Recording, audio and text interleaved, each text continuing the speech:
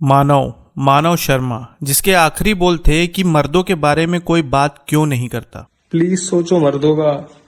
अरे मर्दों के बारे में कोई तो बात करे। असल में पूरी घटना 24 फरवरी की सुबह से शुरू हुई। आगरा की डिफेंस कॉलोनी में एक बेहद चौंकाने वाली घटना सामने आई। घर के एक कमरे में टीसीएस में रिक्रूटमेंट मैनेजर के पद पर काम करने वाले मानव शर्मा का शव संदिग्ध परिस्थितियों में मिला। घर वालों की चीख पुकार से इलाका गूंज उठा, लेकिन इस मामले में जो सबसे ज्यादा ध्यान खींचने वाली बात थी वो था मानव का आखिरी वीडियो। 6 मिनट 57 सेकंड के इस वीडियो ने मामले को एक अलग ही मोड़ पर ला दिया है। इस वीडियो में मानव की आवाज में दर्द था, लेकिन शब्दों में एक गहराई, मायूसी और गुस्सा भी। उसने कहा, मर्दों के बारे में कोई बात नहीं करता। ये शब्द सुनने में साधारण लग सकते हैं, लेकिन जब इन्हें एक ऐसे व्यक्ति की जुबान से सुना जाए जो गंभीर मानसिक तनाव से गुजर रहा हो, तो इनके मायने पूरी तरह से बदल जाते हैं।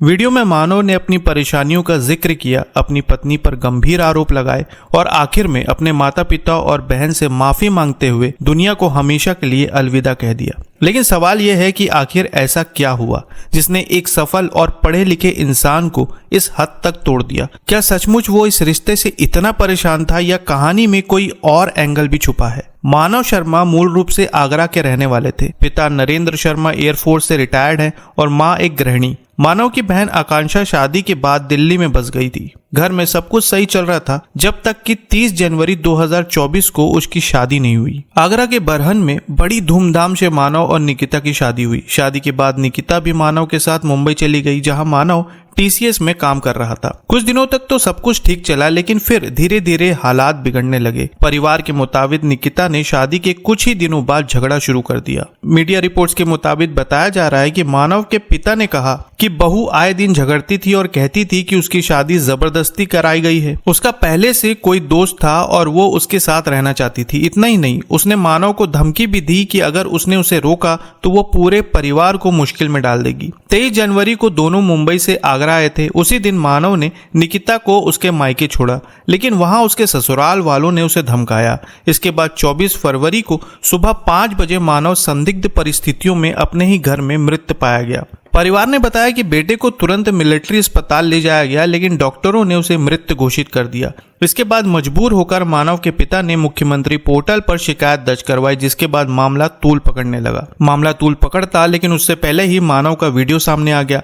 इस वीडियो ने उसने खुलकर अपनी पत्नी पर आरोप लगाए और कहा कि वह उसकी जिंदगी बर्बाद कर चुकी है। वीडियो में मानव कहता है, पापा sorry, mummy sorry, Akku sorry, मैं तो चला जाऊंगा, लेकिन मर्दों के बारे में कोई तो सोचे। कोई आदमी बचेगा ही नहीं जिसके ऊपर इल्जाम लगाया जा सके। वीडियो में वो कहता है कि उसकी पत्नी का किसी और के साथ रिश्ता था, लेकिन उसने शादी से पहले ये सच नहीं बताया।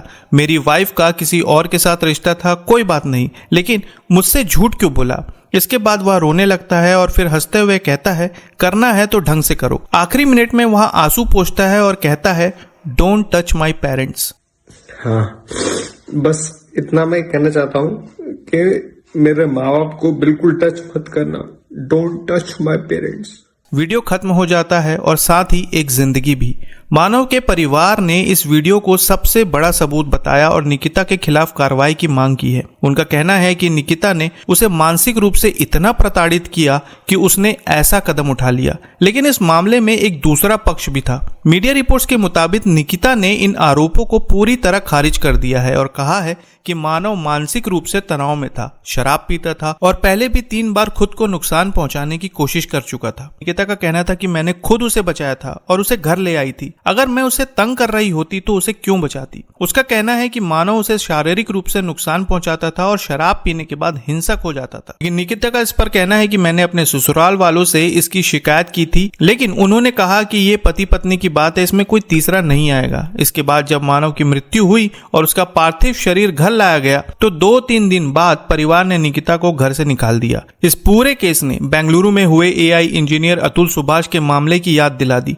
9 दिसंबर 2023 को बेंगलुरु में अतुल ने भी वीडियो बनाकर इसी तरह से अपने आप को हमेशा के लिए खामोश कर लिया था। अतुल ने भी अपने वीडियो में अपनी पत्नी पर गंभीर आरोप लगाए थे। अब सवाल ये उठता है कि क्या ये सिर्फ इत्तेफाक है कि कुछ ही महीनों के अंदर 2 सफल पुरुषों ने खुद को नुकसान पहुंचा लिया और दोनों मामलों में पत्नियों पर सवाल उठ रहे हैं। मानव ने अपने आखिरी शब्दों में एक सवाल छोड़ा था, मर्दों के बारे में कोई बात क्यों नहीं करता? अब ये सवाल आप सबके लिए है। क्या हमें इस पर बात करनी चाहिए? कमेंट में जरूर बताएं। फिर मिलेंगे एक नए वीडियो के साथ। तब तक के लिए आपका बहुत बहुत धन्यवाद।